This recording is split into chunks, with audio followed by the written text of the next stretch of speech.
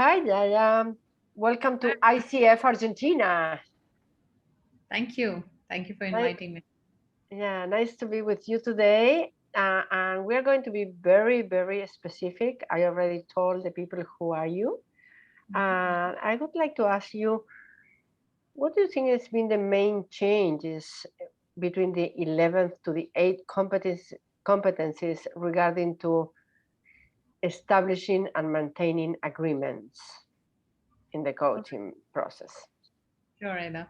So, see, the main difference is that the new competencies are much more specific, holistic, and systemic at the same time. So, this coaching agreement earlier was connected to the session and the engagement, but it has become more holistic about the identity of the client.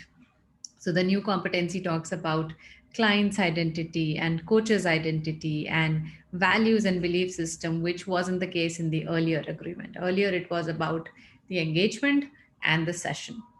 And it has gone beyond that to more holistic level about the values, the beliefs, the identity, environment. So it's become more systemic, more holistic, and more specific at the same time. That's how I will put it. Great. Well, considering that you are a professional coach and also you have your own school, what are the Mhm. tips that you give to your students in terms of achieving these standards relating to agreements? Well, my clear advice to them all the time is rather than learning the coaching process, just become a coach. So focus on the being piece of it.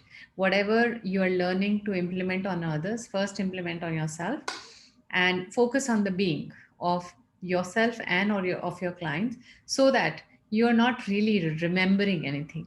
Once you start working on yourself, once you start working on your own value system, your own identity, and you start conducting yourself like a coach, or be a coach, then it's very effortless. That's what I tell all my students.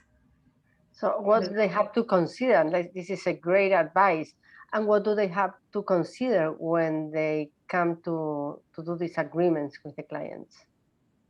Well, I tell them that before you do agreement with a client, do the agreement with you. Talk to yourself and say, what are you here for? Who are you right now in this conversation? Who would you like to be? How would you like to show up in this conversation? And how is your system impacting you? How is the client system impacting you? So all that contracting is a mental contracting, an agreement that may not be part of your definition here in ICF, but I suggest them to do that. So I say, hey, do a personal contracting, self contracting before you get into the conversation with the client. And in fact, I've written a blog about 5 types of contract, and I am very happy to pass that on in Oh, case that you would be great. Yeah, it will be more than have. welcome, and we can translate it into Spanish and share it with the participants, even Sure. at our website. Yes, great. Happy, happy to share that. Well, it's been a pleasure because I think that it's very important also to listen and how we perceive these competencies from different parts of the world. So thanks a lot.